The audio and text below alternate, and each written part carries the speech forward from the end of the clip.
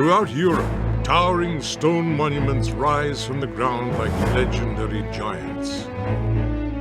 Today they stand silent, relics of a bygone age.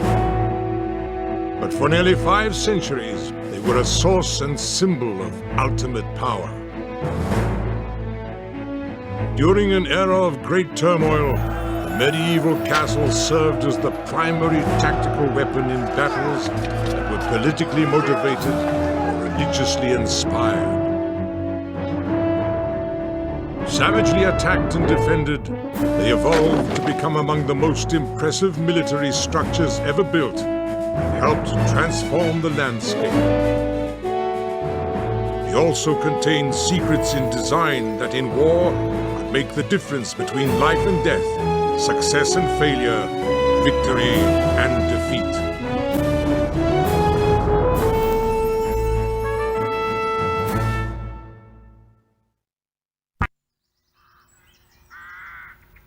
Northern France, 1066.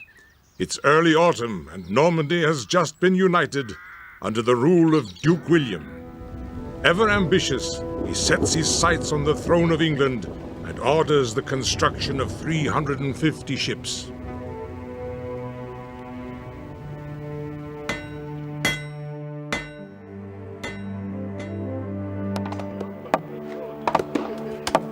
He waits for a favorable wind, one that will carry his army across the English Channel and propel him onto the pages of history. Finally, on the evening of September the 26th, Duke William's flotilla of longships embarks upon the 70-mile journey across the open water to the south coast of England. On board are 2,000 men-at-arms, 3,000 horses, and over 7,000 knights. But they also bring with them secret cargo that will become the decisive military weapon of its age. It's not a lethal new sword or axe, nor a new breed of warhorse. Carefully stowed aboard William's ships are the basic building blocks of a castle. Upon arriving, the Normans worked quickly, building a simple castle made up of a high earth mound surrounded by a wooden fence. By the time the English army has marched south to meet them, Duke William's men have remarkably built 2 other castles. The English want to avoid attacking these Norman strongholds. They choose instead to face the enemy in open combat on a hill near the village of Hastings. The 2 armies meet in a furious clash. The Norman cavalry bears down on the Saxon warriors who are armed with great axes, which can cleave a man and his horse in 2. The carnage is horrendous. The ranks so tightly packed together that there isn't even space for the dead to fall. The battle rages until dusk, and finally the English King Harold is killed. The Normans emerge victorious.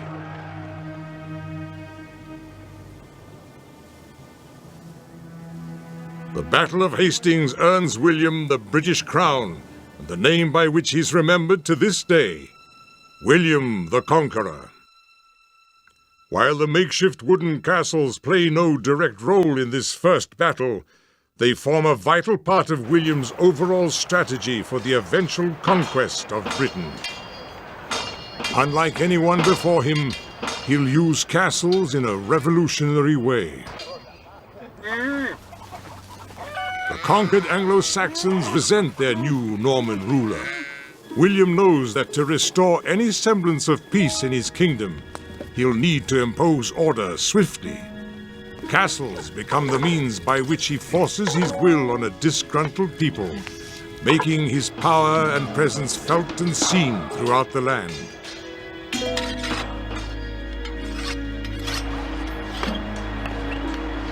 After Hastings, William's armies drive north, subduing the countryside and erecting hundreds of his trademark castles: Canterbury, Rochester, London, Windsor. In 2 years, these castles marked the Norman path to conquest. Norman castles are built in what's called the Motte and Bailey style. Their secret lies in a deceptively simple design. They're formed by placing a tower on top of a man-made hill and surrounding it with a ditch and an enclosing wall made of either wood or stone. Once erected, it takes only a small group of soldiers to defend it successfully. Yet castle building is very labor-intensive. William finds the necessary manpower only after threatening the local peasants with force. In the process, he brings a new social structure to Britain. It is known as feudalism. The system binds peasants to regional lords to the king, and at the heart of it all lies the castle. Soon, an orgy of castle building begins. In the next 2 centuries, nearly 900 stone castles appear throughout the countryside, changing the British landscape forever. The secret of their success lies in their adaptability. A castle that evolves to meet changing threats, whether from political instability or improved military technology, will remain vital. Those that fail to adapt will soon prove obsolete. One prime example of a fortress which evolved successfully is Warwick Castle, situated in the very heart of England. William wouldn't recognize it today, but despite 7 centuries of alterations and improvements, the basic architectural design is still evident. In 1068, Conqueror built a familiar Motte and Bailey castle on this site. But since the wooden structure was susceptible to fire, in the early 13th century, the defenses were rebuilt in stone. Beginning in 1268, a gatehouse, drawbridge, and flanking towers were added to protect the main point of access. By the end of the 14th century, nearly 350 years after William began construction, Warwick boasted thicker, higher, and stronger walls. But strip away the alterations, and you'll see William's original castle design. Warwick stands as a model of medieval military architecture, beginning with its towers where lookouts can spot approaching armies miles in the distance. Elsewhere, archers pick off attackers from gaps along the crenellated wall, while narrow slits provide snipers with even more protection. Since there's little chance the enemy can mount a surprise attack on Warwick, the only way inside is through the main gatehouse. But among the many obstacles blocking the path is a steep incline that makes any assault an uphill struggle.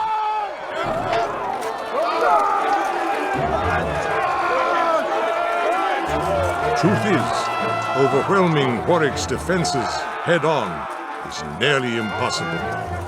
Attackers would often meet their foes at the foot of the wall, and there the fighting would begin. Sometimes, while the battle rages elsewhere, soldiers try more ingenious ways of getting inside. These stout-hearted souls would attempt to penetrate the castle's defense through its only unguarded opening. It would mean a daring climb up the foul-smelling latrine chute. Spies worked under a constant threat of discovery, and if caught, there were several means of dealing with them.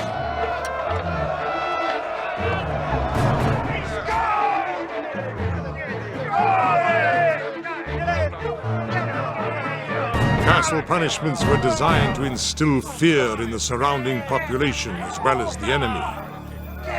The point is to control the land and people around the castle for more than the range of a crossbow. The real secret lies in governing as much through fear as through force.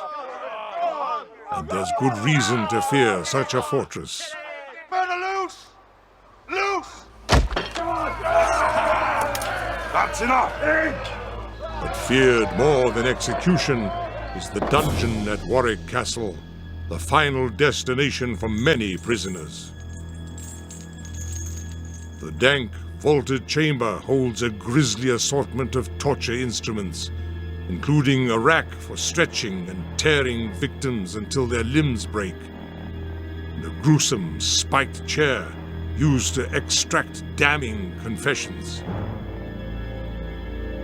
Horrific as these tortures are, there's always the chance of survival and the hope of release. The same can't be said of this innocent-looking portal, which opens on the most infamous and feared of punishments. Once inside here, all hope is gone. Within this small, dank chamber, the prisoner is abandoned, left to wait alone, slowly but inevitably starving to death. These holding cells were known as oubliettes, which translated from Norman French literally means a place to be forgotten. Despite their growing might, the Normans find controlling the fringes of their British territory an ongoing struggle. Marauding bands of warriors make lightning-fast raids from defensive structures of a different sort. The most common is known as a ring fort. Largely communal, a ring fort consists of little more than a wooden fence on a stone foundation. Inside are workshops, living quarters, granaries, nurseries, and enclosures for domestic animals. Despite appearances, the Irish ring fort known as Caher Ballykinarga dispels the notion that inhabitants were rustic, peace-loving farmers. They were constantly under threat from both rival warring clans and invading tribes like the Viking raiders.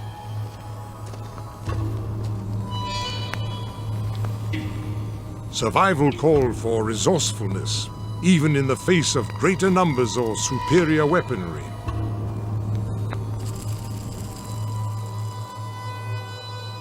Today, the fortifications of the ring fort look like no more than a crumbling wall of stones.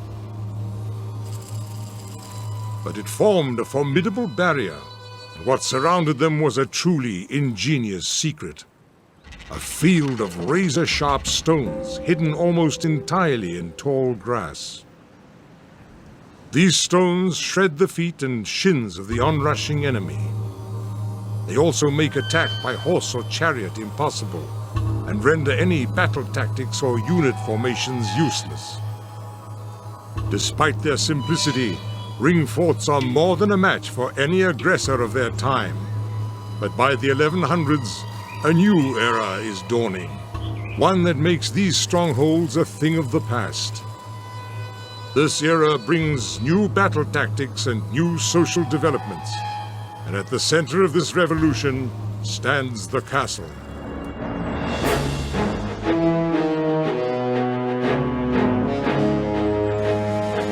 Less than a century after the Battle of Hastings, the Normans are at the height of their power, boasting the largest army in Europe since the fall of the Roman Empire. Now new lands beckon on the horizon. And in 1154, King Henry II, great-grandson of William the Conqueror, unleashes the Norman storm on Ireland. Like his forefather, Henry's secret weapon in this strategy of conquest is the castle. Far from the ring forts familiar to Ireland, these are imposing stone structures centered around a towering keep, the stronghold of the castle itself.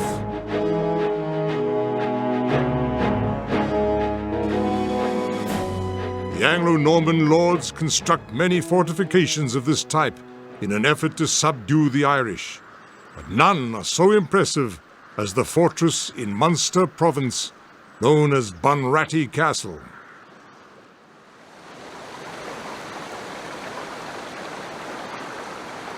Thomas de Clare, an English nobleman, builds the first stone castle here in 1270.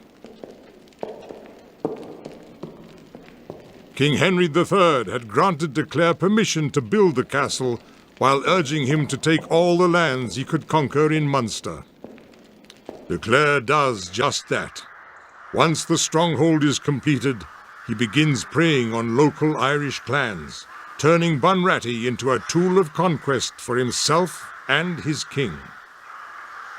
De Clare believes in ruling as much through fear as through force, deceit being a tool in his strategic arsenal.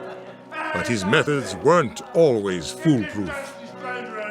In 1277, the local Irish leader, Brian Ruadh, seeks De Clare's help in claiming the kingship of a local realm called Thomond. De Clare hosts a banquet in Ruadh's honor. It's an evening of drinks and toasts all around. Little does the guest know he's attending a macabre Last Supper.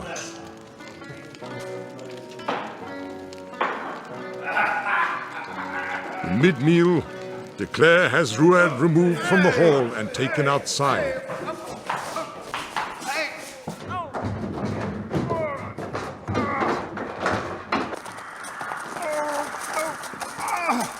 Once tied up, Ruadh is drawn and quartered, his body literally pulled apart.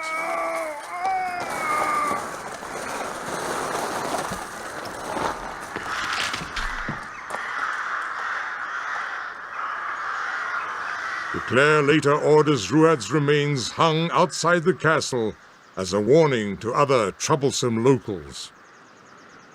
But the tactic backfires. Instead of intimidating the Irish, it spurs them into action. Soon all of the regional clans join forces and plan a combined assault on Bunratty. United, they'll make De Clare pay for his barbaric treachery.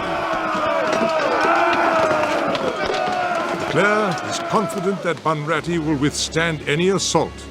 After all, the castle contains features, both obvious and secret, designed to give him the advantage. As the attacking Irish make their way across the open fields towards the castle, they'll be in view of the archers who stand in protected positions on the crenellated roof. The attackers that make it across the killing field to the main entrance are then doused with boiling water and quicklime, poured from an opening above, called the murder hole.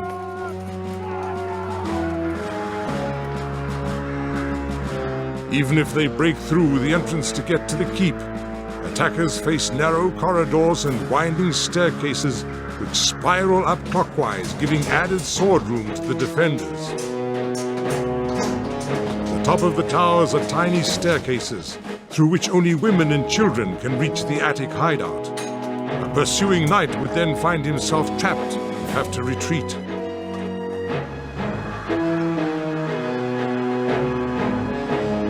The effectiveness of Bunratty's well-conceived defenses repelled attacks for more than 40 years. But generations of defiant Irishmen refused to bow to the castle. Their secret weapon was time. If they couldn't overtake the castle by force, they would starve it into submission.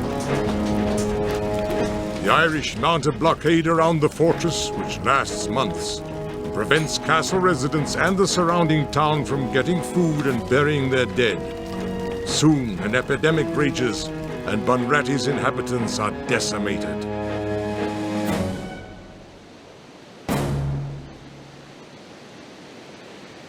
Though its defenses are never physically breached, disease and starvation eventually bring mighty Bunratty to its knees. Men like Thomas de Clare learn that it takes more to defend a castle than moats and high stone walls. It's a lesson other commanders would have to learn the hard way. Examples like Bunratty Castle are useful to castle commanders practicing the art of siege warfare. In particular, it shows that provisions are as important as soldiers, weapons, or defensive architecture. The secret to surviving a siege is thorough preparation. Food and building materials must be collected from the surrounding countryside and stockpiled. Likewise, the castle's storerooms and cellars must be filled with weapons, arrows, crossbow bolts, and lances. But equally important are beans and grain, dried meats, poultry, and salted fish, and of course, wine. barrels of it. While stockpiling food and weapons within the castle is critical, so too is denying food or shelter to an invading army.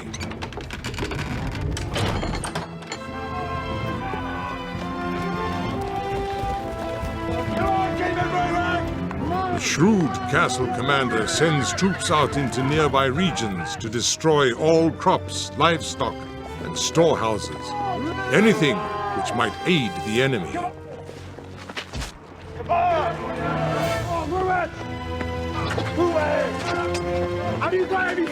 This scorched earth policy devastates the local peasants.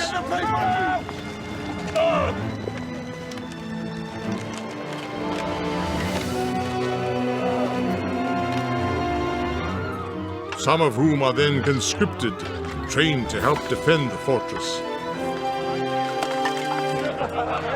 No! Once more! Fight and watch defeat! In some ways, a siege seems no more than two armies facing each other on opposite sides of a wall. But very often the outcome is determined by how well equipped and prepared the combatants are before the battle begins. Provided a castle is well provisioned, a relatively small force can defend it. In 1294, for example, 37 soldiers successfully held Harlech Castle in North Wales for 2 months against an entire army of thousands of men. Southern France, 1209. By this time, it's legendary throughout the medieval world. A castle known as one of Europe's best fighting fortresses, Carcassonne.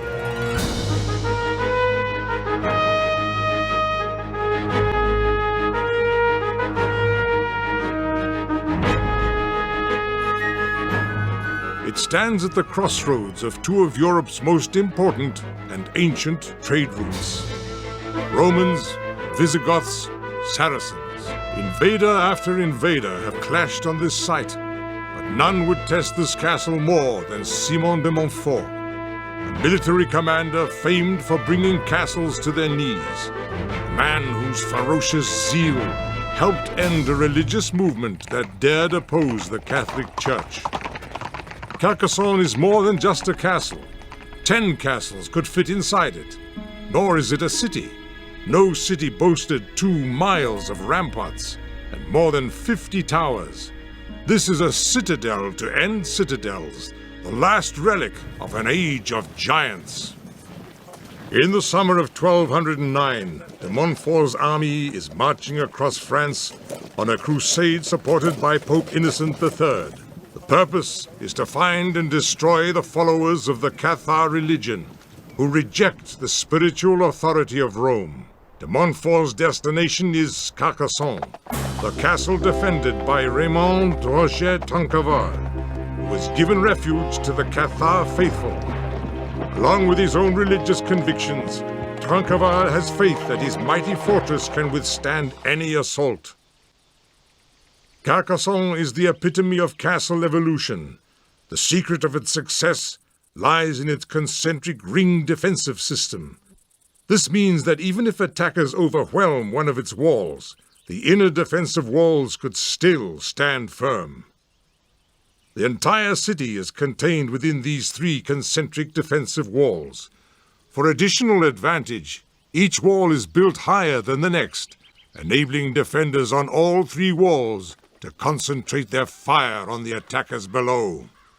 What's more, the 50 flanking towers were separated by the distance of an arrow's flight, so each could help defend another. Tronqueval knows the importance of thorough preparation. He begins stockpiling provisions and training local peasants and announces to the faithful, "I offer a town, a roof, bread and my sword to all the persecuted persons who will soon be without a town or roof or refuge." Then he assembles large artillery engines within the defenses to help protect the fortress. Thousands seek safety behind the mighty walls of Carcassonne. There's no doubt that Tronqueval has a sizable force to help defend the castle, but no one knows whether the stockpile of provisions is enough to sustain all the refugees. Upon arriving at Carcassonne, de Montfort surrounds the castle with an army of nearly 200,000 men, demands its surrender. But Trinqueval, trusting in the technology of his mighty fortress, flatly refuses. De Montfort's next move is to dig in for a long siege. His massive army sets up camp beside the Aude River. Then de Montfort dams the river to cut off Carcassonne's water supply.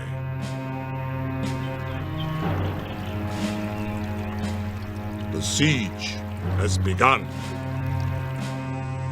Although de Montfort only has to wait for the citadel's provisions to run out or its wells to dry up, victory is by no means guaranteed. He has no way of knowing how well supplied Carcassonne is, nor how many soldiers are behind its walls, or if there's a relief force on its way to break the siege. In fact, he has no way of knowing how long the wait will be. Even if he knew, de Montfort might have trouble keeping his army in the field long enough.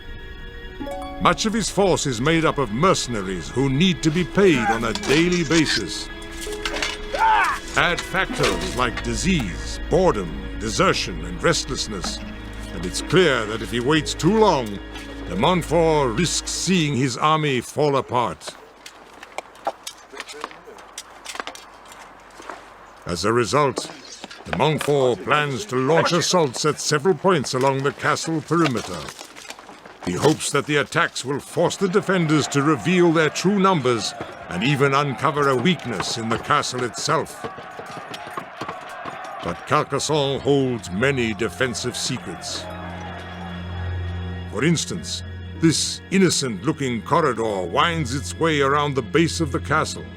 It's actually a death trap which encloses attackers between two well-defended walls, while boulders are rolled down the corridor like bowling balls to crush the enemy. While any opening in a castle's perimeter defense can be a liability, the architects of Carcassonne made the main gatehouse a giant exception. The stone vaults of the Narbonne Gate open skyward, allowing those in the towers above to rain down fire on invaders. Farther on are iron gates, iron doors, and a booby trap, which smashes invaders with a battering ram. The citadel is as well protected as anyone at the time can make it. And it's a good thing too, because its defensive capabilities will soon be put to the test.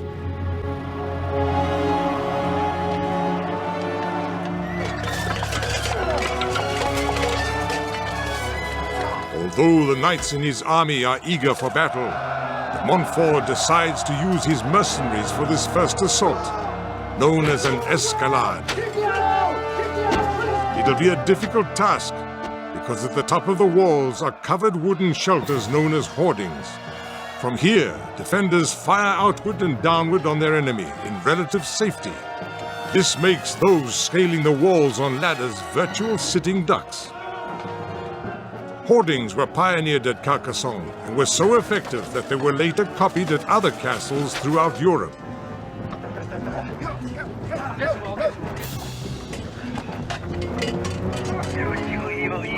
As the scaling parties cross the moat and race toward the wall, they're easy targets for the bowmen concealed within the hoardings.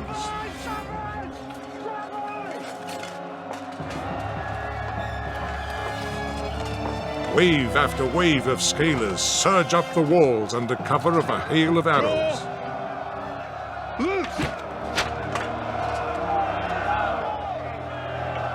Many begin the climb up the ladders. Most never reach their goal.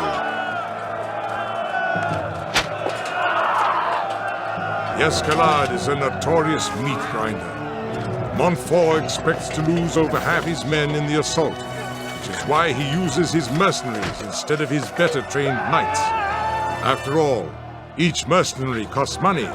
Once they're dead, they cost nothing.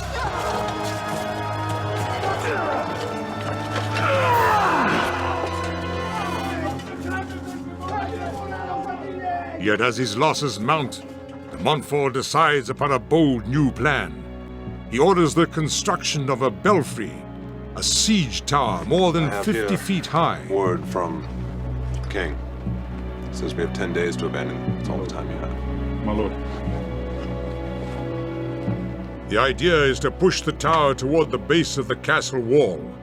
Then soldiers within it can lower the drawbridge onto the top of the wall, allowing them to fight on level ground with the defenders. De Montfort's carpenters begin constructing a machine which can be moved forward on wheels and rollers. The tower is then covered with wood and wet leather as protection against fire and arrows from the castle. After several weeks, the tower is completed, and de Montfort's men begin dragging it forward. But the uneven terrain makes moving it difficult and slow-going. Trinqueval has an answer to the tower, using catapults to pound the structure with a steady hail of fire. Meanwhile, fierce fighting rages inside it.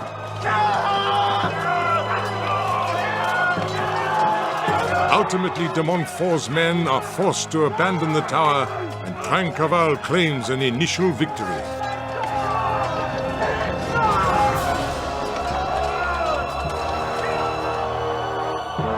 Giving up on the siege tower, de Montfort turns his efforts to destroying the hoardings and protecting his scaling parties. He orders the construction of an array of siege machines.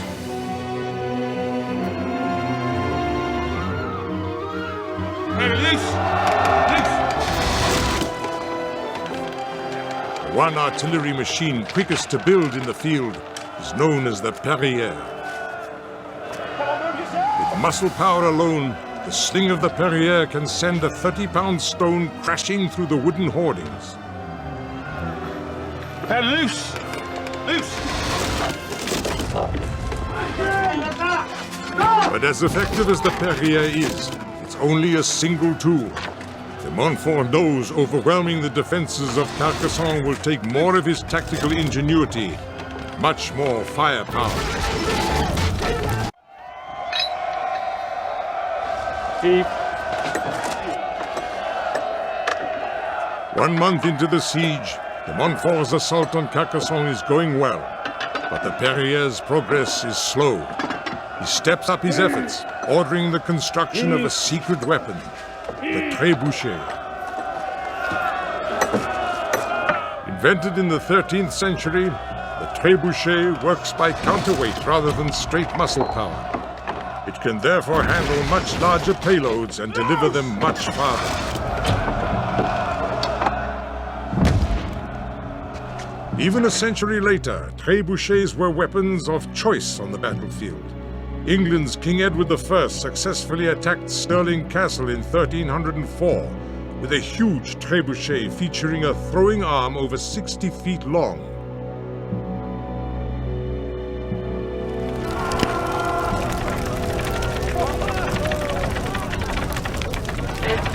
These machines can handle more than large stones. In many cases, armies have hurled the rotting corpses of plague victims or the decaying bodies of animals over the castle walls.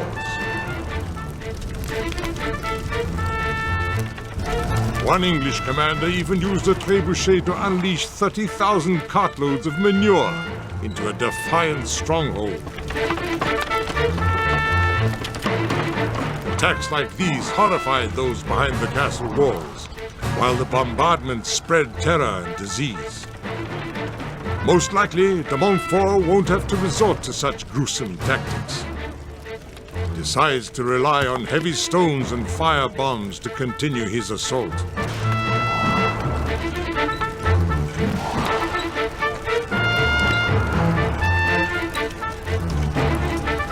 After a week of constant bombardment, a stone crashes through the eastern gate.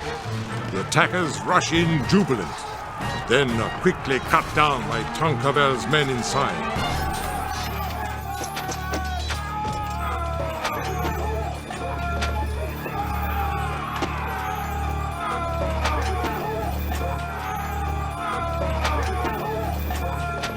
The assault has made some headway, but the castle defenses are just too strong.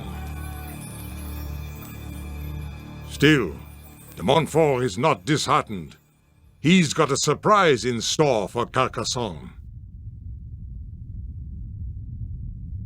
For 8 weeks, he's had his teams of men working on a secret plan to use one of the most feared tactics in the besiegers' arsenal, a mine. Castle defenders are on alert. They post a sentinel to watch over a pan of water all day and night. A single ripple on the water's surface would point to men digging beneath the ground. Even so, once they detect the mine, it could already be too late. The Montfort's men have spent several days secretly digging a hole in the castle wall. Once it's large enough, they brace it with strong timbers and fill it with wood and pig carcasses. Then they set it on fire. The intense heat will cause the carcasses to swell and explode, with the animal grease fueling the inferno. Before the sentinel can sound a warning, the surrounding wall collapses with a thundering crash.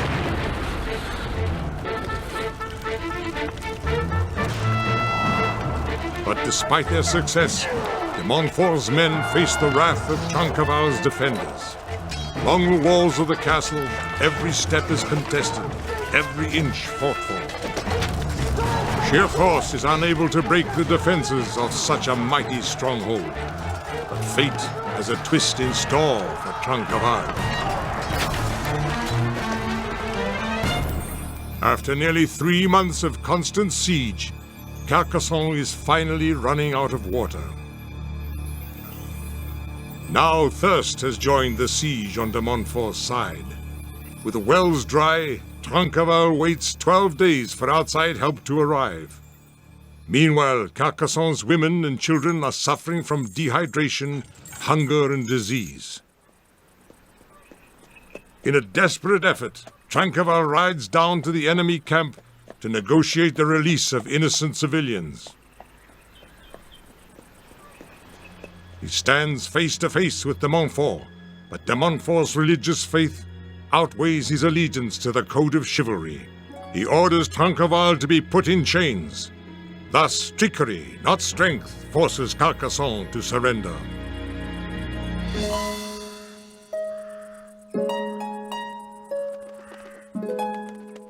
"15 weeks after the siege began, it was over. Carcassonne fell, the Cathar faithful were punished, and the religion destroyed. Confined to a tower, Raymond Roger Trinqueval falls ill and dies just 3 months later. His title and lands passed into the hands of his enemy, the Crusade commander Simon de Montfort. Yet the siege stone at Carcassonne depicts the citadel's revenge on its conqueror. It's reportedly found on the tomb of Simon de Montfort and pictures one of the outworks of the fortified city on the upper right, while below it a team operates a Perriere. The stone reveals how a well-aimed missile launched from a Perriere crushes de Montfort's skull during a battle 9 years after the fall of Carcassonne. According to the history, the catapult that fired the shot was operated by women. At the time, death this way proved an inglorious end for a ruthless commander.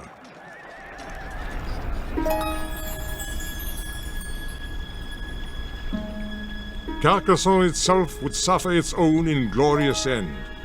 By the early 1500s, this once mighty citadel, like most medieval castles, had been made obsolete by a new, not-so-secret weapon, the cannon. The decline of the great castles escalated as war after war shattered Europe. The once powerful ramparts and towers were no match for the battles of the New Age. The secrets of their architecture were useless against the powerful, explosive weapons. This is what's left of Kenilworth Castle in England. Like Warwick, 30 miles away, Kenilworth was built by William the Conqueror. However, during the English Civil War, parliamentarians seized the castle. Fearing that the mighty fortress would be used against them, they chose to destroy it. With gunpowder, they blew up the outer wall of the keep. Then they demolished most of the structures within. This was the unfortunate fate of many medieval castles. And of the rest, very few survived without some changes or adulteration. Even without the advent of gunpowder, castles were becoming relics of the past.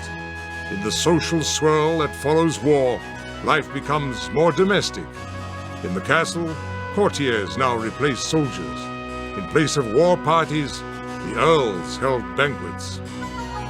Surrounding them at all times were attendants and administrators, hangers-on anxious to press business, marshals, stewards, pages, footboys.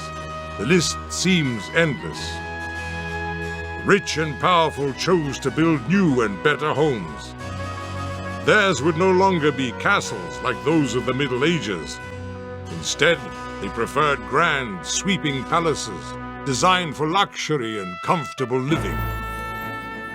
The age of the castle had passed, and with it, the age of siege warfare. Still, these castles today come under siege, not by armies of weapon-wielding soldiers, but by armies of tourists, anxious to recapture the lost glories of a bygone age. To many of them, these mighty fortresses are more than ancient relics. Instead, they echo vividly with life and imagination. They're reminders of an age when a secret weapon changed the destiny of Europe's kingdoms. A time when covert strategies and hidden agendas were part of building design.